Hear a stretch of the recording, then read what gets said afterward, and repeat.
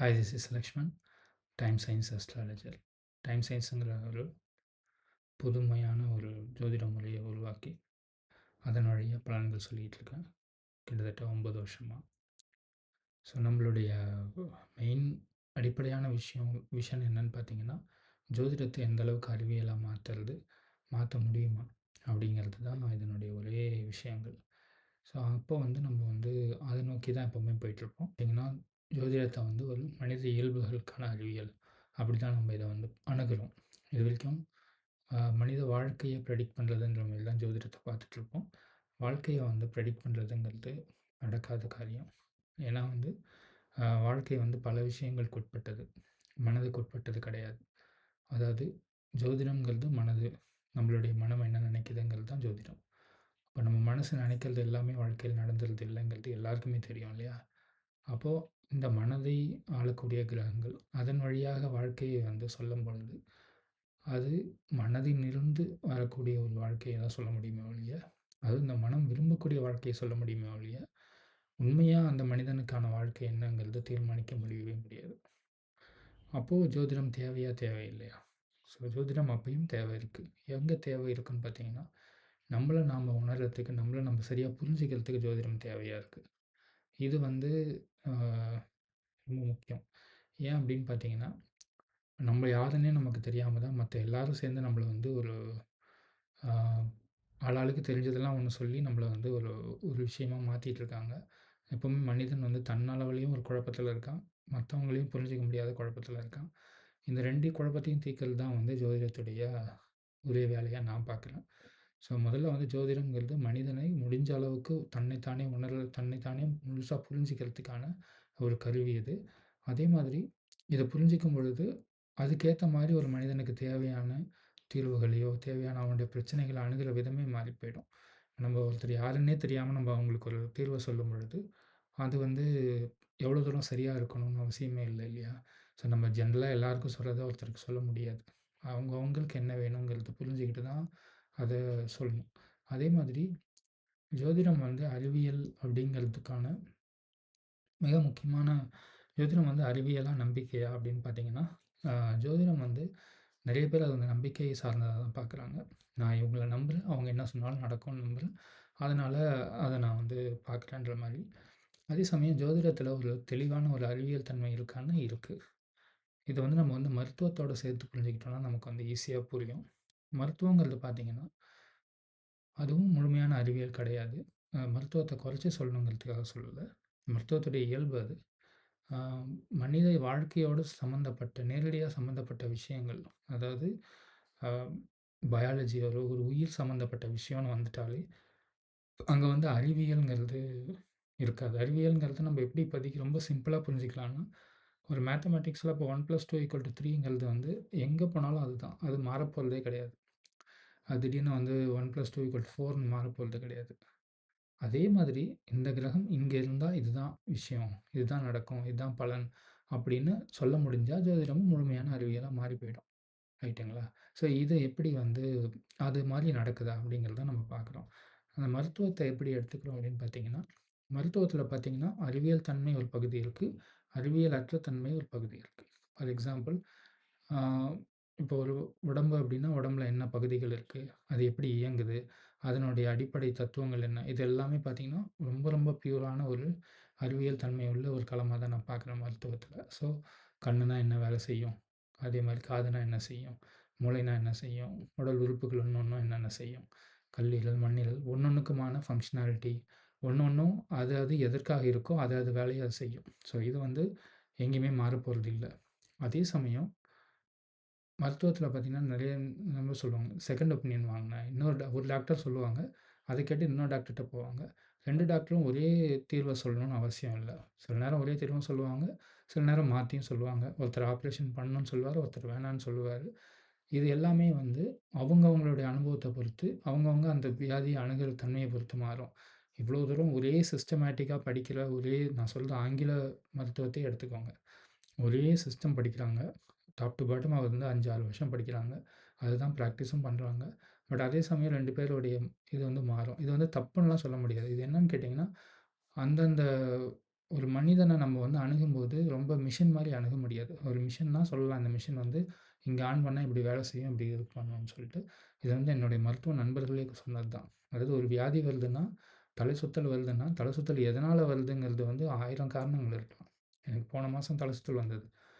போன உடனே அவங்க வந்து காது டாக்டர். அவங்க என்ன பண்ணிட்டாங்க, எனக்கு வெர்டிகோவா இருக்கும்னு சொல்லிட்டாங்க. அதுக்கப்புறம் பிரெயின் எம்ஆர்ஐலாம் எடுக்கணும்னு சொன்னாங்க. கடைசில பார்த்தா அதெல்லாம் இல்ல. இன்னொரு ஒப்பீனியன் கேட்கலாம். இன்னொரு டாக்டர்ட்ட வரும்போது, அவங்க சொன்னாங்க, இந்த மாரி உங்களுக்கு வந்து செர்விக்கல் ஸ்பான்டைலோசிஸ் அப்டி சொல்லிட்டு கழுத்தில வந்து அ எலும்பு தேய்மானனால தோள்பட்டையெல்லாம் வலியும். அதனால அதில இருக்கக்கூடிய நரம்புகள் வந்து எல்லாம் கொஞ்சம் சரியா ரத்தம் வந்து மூளைக்கு சரியா போல அந்த மாரி சொன்னாங்க.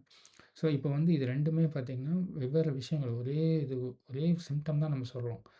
ஒரு நோயாளி. ஆனா வந்து மருத்துவர்களுக்கு வந்து சிம்ப்டம் வந்து எதுவா இருக்குங்கிறதுல வந்து நெறைய காரணங்கள் இருக்கலாம். அப்படிங்கிறதுனால, அ அத வந்து முழுமையான ஒரு இன்ஜினியரிங் மாரியெல்லாம் அத வந்து ட்ரீட் பண்ணவே முடியாது மெடிசின.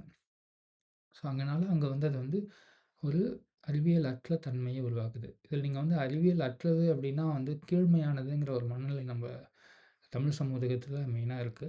அது என்ன அது அப்படிதானா அப்படின்னு பார்த்தா அப்படி கிடையாது. ஏன்னா, அறிவியல் வந்து அல்டிமேட்லாம் கிடையாது. ஏன் கிடையாதுன்னா, மனித வாழ்க்கையே அறிவியல் கிடையாது. மனித வாழ்க்கைய எந்த அறிவியலாலயும் கண்டுபிடிக்க முடியாது. ஆ நாளைக்கு காலையில நம்ம யார சந்திக்க போறோம்? நாளைக்கு நம்ம வாழ்க்கை எப்படி இருக்க போது? ஒரு வருஷம் கழிச்சு நம்ம லைஃப் இங்க தான் இருக்க போதா? இல்ல நம்ம மாறப்போறோமா? நம்ம வாழ்க்கையில ஏதாவது அதிர்ச்சிகள் வரப்போதா? எதையுமே எந்த பிசிக்ஸோ, எந்த கெமிஸ்ட்ரியோ, எந்த மேத்தமேட்டிக்ஸ்லோ சொல்லவே முடியாது. இன்னைய வரைக்கும் முடியாது. அத முயற்சி செய்றது தான் ஜோதிடத்துடைய வேல. பட் என்ன சொல்ல வரேன்னா, அறிவியல்ங்கிறதால கண்டிப்பா ஆ வாழ்க்கைய அளக்க முடியாது. ஏன் வாழ்க்கைய அளக்க முடியாது அப்படின்னு பார்த்தீங்கன்னா, அறிவியல்ங்கிறது பார்த்தீங்கன்னா, மனித மனதினுடைய அளவுகோலுக்கு உட்பட்டது. ஓகேங்களா? மனித மனம் என்ன சொல்லுதோ அதுதான் அறிவியல். மனித மனத தாண்டி அறிவியலால போக முடியாது. ஓகேங்களா? அதனால தான் அறிவியல் என்ன சொல்லுவாங்கன்னா, கடவுள் இருக்குங்கிறத நான் ஏன் நம்பல அப்படின்னு சொன்னா, நீ கண்ல காமி நம்புறேன், காதுல கேட்டா நம்புறேன். அந்த மாரி ஒண்ணு ஒண்ணு சொல்லுவாங்க. அந்த கண்ல கேட்டாலும் சரி, கண்ல பார்த்தாலும் சரி, காதுல கேட்டாலும் சரி, இல்ல தொட்டு பார்த்தாலும் சரி, ஆ இல்ல சுவைத்து பார்த்தாலும் சரி, எதுவா இருந்தாலும் சரி, எல்லாமே பார்த்தீங்கன்னா, அந்த ஐம்புலன்கள வந்து அ இது பண்றதெல்லாம் மனம் மட்டும் தான். ஸோ மனதின் வழியா மட்டும் தான் அறிவியல் வந்து இந்த உலகத்த பார்க்குது. மனத தாண்டி எதுவுமே அறிவியலுக்கு தெரியாது. ஒரு உயிர் பிறக்குமான்னா தெரியாது. மருத்துவத்தில வந்து நம்ம அதுக்காக எல்லாமே செய்வாங்க. இதுதான் இதுதான் விந்தணு, இதுதான் வந்து கருமுட்டை, இது 2ம் சேர்ந்தா குழந்தை பிறக்கும்னு சொல்லுவாங்க. அதே தான் ஐவிஎஃப்ல செய்வாங்க. ஆனா எல்லா நேரமும் குழந்தையெல்லாம் பொறக்காது. ஓகேவா? குழந்தை ஏன் உருவாகுதுங்கிறதுக்கான ஓரளவுக்கு இதெல்லாம் பண்ணி பார்த்தா உருவாகுறதுக்கான சான்சஸ் அதிகங்கிறது மட்டும் தான் அவங்களால செய்ய முடியுமே ஒழிய, இது பண்ணா இந்த இடத்துல குழந்தை வந்துரும்ன்ற மாரிலாம் இன்னைய வரைக்கும் எங்கேயும் இல்ல. சரிங்களா? ஆ ஒரு 30% தான் ஐவிஎஃப்ல வந்து சக்சஸ் ரேட்டுன்னு சொல்லி கேள்விப்பட்டுருக்கேன். ஸோ அந்த மாதிரி வந்து ஏன் அப்டின்னா, ஒரு உயிர் உருவாகுறதோ, இல்ல உயிர் மறையிறதோ, மரணத்தையும் நம்ம ப்ரெடிக்ட் பண்ண முடியாது. மேபி உடம்பு ரொம்ப வீக் ஆனதுக்கப்புறம் அவங்க சொல்லுவாங்களா இருக்கும். அதுலயும் எல்லாருக்கும் அப்படிதான் நடக்கணும்னு அவசியம் இல்ல. அதே மாரி நாளைக்கு நம்ம உயிரோட இருப்போமா, இல்லையாங்கிறது யாருக்கும் தெரியாது. எந்த அறிவியலுக்கும் தெரியாது. அப்போ உயிர்ன்னு வரும்போது மனதுக்கு அப்பாற்பட்ட அடுத்த லேயருக்கு போயிடுது. அப்போ அது உடனடியா அறிவியல் அற்றதாகவோ, இல்ல ஆம் அறிவியலோட எல்லைகளுக்கு அப்பாற்பட்டதாவோ மாறி போயிடுது. அதனால அறிவியல் வந்து உயர்ந்தது. அறிவியலுக்கு அப்பாற்பட்டது தான் தாழ்ந்ததுங்கிற எண்ணத்துக்கு நம்ம போகணும்னு அவசியமே இல்ல. சரிங்களா? அ நம்பிக்கைன்னு ஒண்ணு இருக்கு. அறிவியல்னு ஒண்ணு இருக்கு. அறிவியல கடந்ததுன்னு ஒண்ணு இருக்கு. சரிங்களா? நம்ம வந்து நம்பிக்கைய எதிர்க்கிறதுக்கு தான் அறிவியல் வந்துச்சு. ஏன்னா, நான் எல்லா நம்பிக்கைகளும் ஆராய்ச்சி செஞ்சு, இது ரைட்டு, இது தப்புன்னு பிரிச்சு, அது சொல்றது தான் அறிவியலுடைய தன்மையா இருக்கு. ஆனா, அது மட்டும் இல்ல. வாழ்க்கை வந்து அதுக்கும் மேல ஒண்ணு இருக்கு. அதான் ஞானம்ங்கிற ஒரு ஏரியா ஒண்ணு இருக்கு. அந்த ஏரியாவ நம்ம விட்டுர்றோம். சரிங்களா? ஸோ, அதனால வந்து இப்ப ஜோதிடத்த நம்ம இந்த இடத்துலருந்து பார்க்கலாம். இப்ப ஜோதிடம் வந்து இப்ப இதுவரைக்கும் நம்ம என்ன பார்த்துருக்கோம்? அறிவியல்ங்கிறது வந்து மனதுக்கு உட்பட்டதுங்கிறத பார்த்துருக்கோம். மருத்துவம்ங்கிறது அறிவியல் இல்லைங்கிறத பார்த்துருக்கோம். மருத்துவத்தில அறிவியல் ஒரு பகுதி இருக்கு. ஒரு பகுதி இல்லைங்கிறத பார்த்துருக்கோம். அதே மாரி ஜோதிடத்திலயும் 2 பகுதியா பிரிச்சுக்கலாம். ஒண்ணு வந்து அறிவியல் தன்மை உள்ள பகுதி. இன்னொன்னு வந்து ப்ரிடிக்ஷன் பார்ட். அதாவது அறிவியல் தன்மை உள்ள பகுதி அப்படின்னு பார்த்தீங்கன்னா, இப்போ ஃபார் எக்ஸாம்பிள் வந்து ஆ இப்ப நம்ம டைம் சயன்ஸ்ல என்ன செஞ்சிருக்கோம்? இத்தன வருஷமா என்ன செஞ்சிருக்கோம்னா, இத்தன வருஷம் ஆராய்ச்சி முழுக்கவே எத நோக்கி போயிருக்குன்னா, ஒருத்தருடைய பிறந்த நேரத்த கண்டறியறதுங்கிறது தான் டைம் சயன்ஸ் உடைய ரொம்ப முக்கியமான ஒரு ஃபங்ஷனாலிட்டி. அந்த விஷயத்த தான் நம்ம செய்வோம். அது ஏன் செய்றோம்? அது எப்படி செய்றோம் அப்படின்னு பார்த்தீங்கன்னா, ஒருத்தர் என்கிட்ட ஜாதகம் பார்க்க வராங்கன்னா, அவங்ககிட்டயே அவங்க கேள்விகள் கேட்டு, அவங்களுடைய இயல்புகள கேட்டு அவங்க டைம கரெக்ட் பண்றது. அதாவது இப்போ என்னோட இதில பார்த்தீங்கன்னா, 3ல சனின்னு இருந்தா அவனுக்கு நடக்க பிடிக்கும். இது வந்து யுனிவர்சலா எந்த நாட்ல பொறந்திருந்தாலும் சரி, எங்க பொறந்தாலும் சரி, எந்த ரேஸ்ல பொறந்தாலும் சரி, அவனுக்கு 3ஆம் பாவத்தில சனின்னு ஒண்ணு இருந்தா, அவனுக்கு நடக்கிறது பிடிக்கும். இவ்வளோதான். இது வந்து இந்த டேட்டா வந்து எங்கேயுமே மாறாது. அது மாரி மனித இயல்ப ஓரளவுக்கு ஒரு ஒரு நம்ம வந்து அந்த ஜாதகத்தில இருந்து மனித இயல்புக்கு போறது. இவனுக்கு வந்து வண்டி ஓட்ட பிடிக்கும். இவனுக்கு டிரைவிங் பிடிக்கும். இவனுக்கு ஸ்மோக் பண்ண பிடிக்கும். இவனுக்கு வந்து ட்ரிங்க் பண்ண பிடிக்கும். இவனுக்கு வந்து அந்த மாரி பிடிக்கும், பிடிக்காதுன்னு நம்ம மனசு சொல்லுது இல்லையா? இந்த விஷயங்கள் எல்லாத்தையும் அளக்குற ஒரு அறிவியல் தான் ஜோதிடம். சரிங்களா? அப்ப அந்த ஜோதிடத்திலயும் இந்த பகுதி எல்லாம் அறிவியல் தன்மை உள்ளது. அதாவது எதெல்லாம் அறிவியல் தன்மை உள்ளதுன்னா, நீங்க யாரு? உங்களுடைய இயல்புகள் என்ன? உங்களுக்கு எது பிடிக்கும்? எது பிடிக்காது? அ நீங்க வந்து எத விரும்புவீங்க? அ ஃபார் எக்ஸாம்பிள் வந்து உங்களுக்கு வந்து ஸ்போர்ட்ஸ் பிடிக்குமா? கேம்ஸ் பிடிக்குமா? பிடிக்காதா? அ அதுக்கப்புறம் உங்களுக்கு சமைக்கிறது பிடிக்குமா? பிடிக்காதா? இப்படி நீங்க எத வேணாலும் உங்களுக்கு எதெல்லாம் மனசுக்கு பிடிக்குதோ, அந்த விஷயங்கள் மனசுக்கு பிடிக்கிறது, பிடிக்காது. அந்த மாரி விஷயங்கள் வந்து ஒரு சிலருக்கு டிரைவிங் சுத்தமா பிடிக்காது. எனக்கெல்லாம் டிரைவிங்கே வராது. இன்னை வரைக்கும் வராது. அப்போ இந்த மாரி ஆட்களும் இருக்கோம். ஓகேங்களா? ஸோ அதே சமயம் சில பேர் பார்த்தீங்கன்னா, ரொம்ப சின்ன வயசுல டிரைவிங் கத்துவாங்க. இதில ஆண், பெண் வித்தியாசம்லாம் ஒண்ணும் கிடையாது. ஜோதிடத்த பொறுத்தவரைக்கும் அந்த மாரியெல்லாம் பெருசா வித்தியாசம் கிடையாது. மனதுக்கு ஆண், பெண்ணுங்கிறது வித்தியாசம் ரொம்ப கம்மி. சரிங்களா? இப்போ இந்த இந்த விஷயம் இருக்கு இல்லையா? இதெல்லாம் அறிவியல் தன்மை உள்ளது ஜோதிட பகுதியில. அதே அடுத்து வந்து எனக்கு நாளைக்கு என்ன நடக்கும்? எனக்கு அடுத்த வருஷம் வேலை இருக்குமா? இருக்காதா? எனக்கு வந்து என் லைஃப் ஃபுல்லா வந்து நான் பணக்காரன் ஆவேனா? மாட்டேனா? இந்த மாரி கேள்விகள் வரும்போது தான், அது ப்ரெடிக்ஷன் பார்ட்டுக்கு போறோம். அத வந்து அனுமானிக்கிறோம்னு சொல்றது. இந்த ப்ரெடிக்ஷன்ங்கிறது வார்த்தையே நீங்க புரிஞ்சுக்கிட்டீங்கன்னா, கால்குலேஷன் வேற, ப்ரெடிக்ஷன் வேற. கால்குலேட் பண்ணும்போது 1 + 3 = 4 அதான் வரணும். அது சயின்டிஃபிக்கான ஒரு கால்குலேஷன்ஸுங்கிறது. ப்ரெடிக்ஷன்ங்கிறது என்னன்னா, ஏன்னா உங்களுக்கு வந்து டாக்டர் டேட் எழுதி குடுப்பாங்க இல்லையா? இன்னைக்கு வந்து இந்த டேட்ல குழந்தை பிறக்கும்னு எழுதி குடுப்பாங்க. அதுக்கு 1 நாள் முன்னாடியும் பிறக்கலாம், பின்னாடியும் பிறக்கலாம். இல்ல அன்னைக்கே பிறக்கலாம், இல்ல அன்னைக்கு பொறக்க முடியாம கஷ்டப்படலாம். அப்ப அவங்க வந்து இது நார்மல் பண்ண முடியாது. சர்ஜரி தான் பண்ணணும்னு சொல்லலாம். என்ன வேணா மாறலாம். ப்ரெடிக்ஷன்ற வார்த்தை வந்தாலே, அது முழுமையான ஒரு அறிவியல் தன்மையோட இருக்க வாய்ப்பே கிடையாது. நான் அதனால தான் என்னுடைய ஜோதிட முறையில முடிஞ்ச அளவுக்கு ப்ரெடிக்ஷன்ஸ குறைச்சு, நீங்க யாரு? உங்களுக்கு என்ன வரும்? என்ன வராது? நீங்க எதுல இருந்தா நல்லாருக்கும்? உங்களுடைய ஸ்ட்ரென்த் என்ன? உங்க ஸ்ட்ரென்த்த நோக்கி போயிடுங்க. உங்களுக்கு எது உங்க கரியர்ல பெஸ்ட்டு? உங்களுக்கு வந்து இது மாரி வந்து உங்களுடைய இயல்புக்குட்பட்டு கொண்டு போய் நிறுத்துறத மட்டும் தான் முதல் வேலையா பார்க்குறோம். அதே மாரி ஒரு ஜென்ரலா ப்ரெடிக்ஷன் ஒரு ஜாதகத்த குடுத்தோனே சொல்லுங்க. அடுத்த 10 வருஷத்துக்கு என்ன ஏது சொல்லுங்கலாம் நான்லாம் சொல்றதே கிடையாது. அந்த ப்ரெடிக்ஷன்ங்கிற அந்த விஷயத்துக்குள்ள போறதே கிடையாது ஃபர்ஸ்ட் ஆஃப் ஆல். ஏன் அப்டின்னா, அது அவசியமே இல்லாத விஷயம் ஃபர்ஸ்ட் ஆஃப் ஆல். அது அப்படிதான் நடக்கணும்னு அவசியம் எந்த அவசியமும் இல்ல. புரியுதுங்களா? நமக்கு திருப்திக்கு வேணா கேட்டுக்கலாம். அது எல்லாருக்குமே தெரியும். அது வந்து எந்த ஜோதிடரா இருந்தாலும், அதில ஓரளவுக்கு ஒத்து வரும், ஓரளவுக்கு ஒத்து போகாது. ப்ரெடிக்ஷன்ங்கிறது ஏன்னா, வாழ்க்கை வந்து மனதுக்கு உட்பட்டது கிடையாது. ஆரம்பத்திலேயே சொன்னேன். வாழ்க்கை வந்து மனதுக்கு உட்பட்டது கிடையவே கிடையாது. மனதுக்கு அப்பாற்பட்டது. ஸோ வாழ்க்கையில என்ன நடக்குங்கிறது வந்து உங்க கர்மா சம்மந்தப்பட்டிருக்கு. அந்த கர்மால பார்த்தீங்கன்னா, உங்களுடைய பாரம்பரியத்தோடைய விஷயங்கள் இருக்கு. அதுக்கப்புறம் நீங்க செஞ்ச கர்மா இருக்கு. இதெல்லாம் இருக்கு. இதெல்லாம் சேர்ந்தது இருக்கு. இதெல்லாம் இல்லாம தான் மனதுக்கான ஒரு பகுதின்னு ஒண்ணு இருக்கு. ஸோ நம்ம ப்ரெடிக்ஷன்னு பண்ணும்போது, ஜாதகத்திலருந்து பண்ணும்போது, உங்க மனசுக்கு இப்ப நீங்க 2 இப்ப வீடு கட்ட முடியுமான்னு கேட்குறீங்கன்னா, 2 வருஷம் கழிச்சு உங்களுக்கு வீடு கட்டுறதுக்கான அமைப்பு இருக்கா? அப்டின்னா, உங்க மனசுக்கு 4ஆம் பாவம் எங்க தொடர்பு இருக்கா? அந்த அந்த தசாபுத்தியில இருக்கான்னு பார்த்து சொல்லும்பொழுது, ஓகே நீங்க வந்து ஓரளவுக்கு வந்து அந்த டைம்ல வீடு கட்டுறதுக்கு தயாரா இருப்பீங்கன்னு அர்த்தம். ஆனா, அந்த வீடு கண்டிப்பா கட்டி முடிப்பீங்களா? இல்ல அதில பிரச்சனைகள் வருமா? அப்டிங்கிறத ஜோதிடத்துக்குட்பட்ட பிரச்சனைகள்னு சில விஷயங்கள் சொல்ல முடியும். ஆனா, ஜோதிடத்துக்கு அப்பாற்பட்டு இருக்கக்கூடிய பிரச்சனைகள நம்மளால அளக்க முடியாது. ஸோ எல்லா பிரச்சனையும் சொல்லிட முடியாது. சரிங்களா?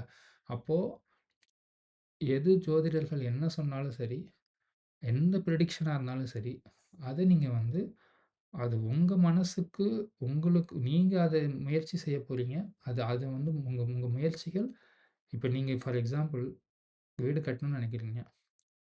அது வந்து இப்ப 2 வருஷம் கழிச்சுன்னா, டைம் நல்லா இருக்குன்னா, நீங்க அப்ப அத பத்தி மட்டுமே யோசிச்சுட்டு இருப்பீங்க. அதுக்கு முன்னாடி டைம் வந்து முழுக்க முழுக்க ட்ராவல்க்கான டைமா இருந்ததுன்னா, நம்ம வீடு கட்டுறத பத்தி யோசிக்க மாட்டோம். ஸோ இயல்பாவே அது வராது. ஓகேங்களா? அதே மாதிரி இப்ப திடீர்னு தோணியிருக்கு. ஒரு 6 மாசமா தோணிட்டு இருக்கு வீடு கட்டணும், வீடு கட்டணும்னு. ஆனா நம்ம வந்து தள்ளி போட்டோம். கடைசியா இப்ப தான் சரி ஓகே ஆரம்பிக்கலாம்னு நெனைக்கிறோம். ஒரு வேளை இப்ப அடுத்த ஒரு 2 மாசத்துக்குள்ள அந்த தசா புத்தி முடிஞ்சு, அடுத்த புத்தி ட்ராவல்க்கான புத்தியா இருந்ததுன்னா, நம்ம ஜாதகத்து வழியாவே நம்ம அத தடுத்துருவோம். நம்ம மனசே வந்து ஏன்டா இத கட்டிட்டு இருக்கோம்? ஏன்டா லேட் ஆகுது? எதுவுமே சரியா வரல, எதுவுமே ஒத்து போலன்ற பிரச்சனைகள் எல்லாம் அப்ப ஆரம்பிக்கும். இது வந்து ஜோதிடத்துக்கு உட்பட்ட பிரச்சனை. உங்க மனசு மாறக்கூடிய டைம்ல போயி, ஒரு தப்பான ஒரு முடிவு எடுக்கும்போது வரக்கூடிய பிரச்சனைகள். அதே உங்க மனசுக்கு உட்படாத பிரச்சனைகள் நெறைய இருக்கு. ஓகேங்களா? அது நம்ம கண்ட்ரோல்லாம் கிடையாது. இந்த உலகத்துடைய அத்தன மனுஷனும் என்ன யோசிக்கிறாங்கிறதோ, அத்தனையும் சேர்ந்து நம்ம வாழ்க்கை மேல பாதிக்குது. அது இறைநிலை வந்து கர்மா வழியா நமக்கு கொடுக்குது. ஸோ, அந்த இடத்துல போய் நம்ம வந்து இது எல்லாத்தையும் நான் என் ஜாதகத்திலேருந்தே நான் வந்து பார்த்து சொல்லிட முடியுங்கிறதோ, இல்ல சொல்ல நினைக்கிறதோ, அது அவசியமும் இல்ல. அது வரவும் வராது. ஸோ, என்னன்னா, இதிலருந்து நீங்க என்ன தெரிஞ்சுக்கலாம்னா, ஜோதிடம்ங்கிறதும் ஜோதிடத்தில அறிவியல் தன்மைன்னு ஒரு பகுதி இருக்கு. அந்த பகுதிய நம்ம வந்து பயன்படுத்திக்கலாம். அது நமக்கு ஹெல்ப் பண்ணும். ப்ரெடிக்ஷன்ங்கிறத எடுத்துக்கலாம். சரிங்களா? அத வந்து ஒரு ஒரு ஒரு ஒரு கவனத்துக்கு எடுத்துக்கலாமே ஒழிய, அது முழு உண்மை அப்படின்ற மாரியெல்லாம் நீங்க வந்து நம்ப முடியாது. இதில என்ன ஒரே சிக்கல்னா, மக்கள் பெரும்பாலும் ஜோதிடம்னு யோசிச்சாலே எங்க யோசிப்பாங்கன்னா, நே எதுக்காக ஜோதிடம் யோசிக்கிறாங்க அப்படின்னு பார்த்தீங்கன்னா, இந்த வாழ்க்கைய எங்கேயாவது எப்படியாவது நிலையானதா ஆக்கிற முடியாதா? சர்டெனிட்டின்னு சொல்லுவாங்க. இது வந்து சர்டைனா நடந்துரும் அப்படின்னு மனசுக்கு வந்து நம்ம ஒருத்தருடைய மனசுக்கும் என்னன்னா, ஏதாவது ஒண்ணு நிலையானது அப்படின்ற ஒரு தன்மைய உருவாக்கிட்டோம்னா, நம்ம வந்து ரொம்ப ஹேப்பியா இருக்கிறதா நம்ம நம்புவோம். ஓகேவா? அது நம்ம மனசுக்கு அதான் தேவை. ஒரு சர்டனிட்டி தேவை. நாளைக்கு காலையில இதான் நடக்கும். நாளைக்கு மதியானம் இதான் நடக்கும். நாளைக்கு நைட் இதான் நடக்கும்ன்ற ஒரு சர்டனிட்டிய வந்து மனசு வந்து ஏங்கிக்கிட்டே இருக்கு. ஆனா, இந்த வாழ்க்கை வந்து எந்த காரணத்த கொண்டும் உங்கள சர்டனிட்டிக்குள்ள விடவே விடாது. ஓகேங்களா? அது ஏன்னா வாழ்க்கை வந்து நீங்க ஆன்மீகத்திலருந்து பார்க்கணும். இப்ப நான் ஜோதிடரா மட்டும் பேசுறது வேற. ஆன்மீகத்திலயும் இருக்கிறதுனால, ஆன்மீகம்னு நான் சொல்றது என்னன்னா, ஒரு தியானமோ, இல்ல அதன் மூலியமா வரக்கூடிய ஞானிகள் அவங்களுடைய சைட்லருந்து வரக்கூடிய வார்த்தைகள்லாம் வரும்பொழுது தான், ஏன் அவங்கலாம் ஜோதிடத்த வந்து ஒரு சிலர் மொத்தமாவே எதிர்த்தாங்க. ஒரு சிலர் அத ஒரு லிமிட்டடா வச்சிருந்தாங்க அப்படின்னு பார்த்தீங்கன்னா, அந்த ஏரியால காரணமும் அதுதான். ஏன்னா ஜோதிடம்ங்கிறது உங்க மனதுக்குட்பட்ட ஒரு விஷயம். உங்க மனம் என்ன சொல்லுதுங்கிறது தான் ஜோதிடம். ஆனா வாழ்க்கை என்ன செய்யணுங்கிறத ஜோதிடம் தீர்மானிக்கவே முடியவே முடியாது. ஓகேங்களா? லைஃப் வந்து என்னைக்குமே சர்டைன்ங்கிறது இல்ல. இது வந்து உண்மை.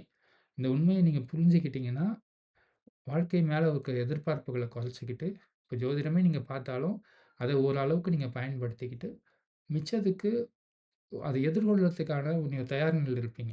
இப்ப ஜோதிடர் சொல்லிட்டாருன்னா, இதுதான் எனக்கு நடந்துரும். நான் இப்ப 5 வருஷத்துல நான் பணக்காரன் ஆயிடுவேன். நான் எதுவுமே பண்ணலனாலும் பணக்காரன் ஆயிடுவேன். அப்படிலாம் நம்புறதெல்லாம் இருக்குல்ல. அதெல்லாம் வேண்டாம். அதெல்லாம் ஜோதிடத்துக்கே எதிரானது. அதெல்லாம் பண்ணாதீங்க. சரிங்களா? சில விஷயங்கள் நல்லது நடக்கும். நடக்கும்போது அத எடுத்துக்கலாம். சில நேரங்கள்ல கெட்டது வரும். அத தாங்கிக்கிற தன்மைய வளர்த்துக்கணும். அதுக்கு இந்த உண்மைய உணரணும். ஓகேங்களா? உண்மைய உணரலன்னா, நம்ம எப்பவுமே ஒரு பயத்திலயும், குழப்பத்திலயுமே தான் இருப்போம். ஒரு ஜோதிடர்ட்ட போவோம். அப்புறம் அங்க பத்தலன்னு இன்னொரு ஜோதிடர்ட்ட போவோம். அதுக்கப்புறம் இன்னொரு ஜோதிடர்ட்ட போவோம். ஜோதிடர்கிட்ட போயிட்டே இருப்போம். எங்கேயாவது ஒரு இடத்துல முழுமையான ஒரு நம்பிக்கையோ, முழுமையா இதான் நானு அப்படின்னு தெரிஞ்சுக்கிட்டா பரவாயில்லங்கிறது தான் ஒரு மனுஷனுக்கு வந்து அ ஆசையா இருக்கும். அத வந்து வேதாத்திரி மகரிஷி ஒண்ணு சொல்லுவாரு. மனம் எப்பவுமே நிலைத்தன்மைய எதிர்பார்க்குது. ஆனா, அந்த மனமே நிலை இல்லாதது. இன்னைக்கு நீங்க ரொம்ப ரொம்ப விரும்பக்கூடிய ஒரு விஷயம் வந்து, இதுதான் இது இருந்தனால என் லைஃபே இல்லன்னு நினைக்கக்கூடிய விஷயம். அடுத்த ஒரு வருஷத்துக்கு மேல அத பத்தி நீங்க யோசிக்காம கூட போறதுக்கு வாய்ப்பு இருக்கு. அந்த அளவுக்கு மனசு நிலையற்றது. ஆனா, மனசு ஒரு நிலைத்தன்மையை எதிர்பார்க்குது. இத புரிஞ்சுக்கோங்க. இது வந்து ஆன்மீக லேயர்லருந்து சொல்றேன்.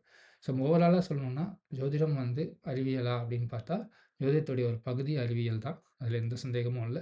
இன்னொரு பகுதி அறிவியல் தன்மை அற்றது. அத அப்படியே எடுத்துக்கிறதுக்கு பாருங்க. அது வந்து உங்களுக்கு வந்து ஜோதிடத்த சரியா பயன்படுத்திக்கிறதுக்கு ரொம்ப வந்து உதவியா இருக்கும். இந்த வீடியோ பார்த்ததுக்கு நன்றி. அடுத்த வீடியோல சந்திப்போம்.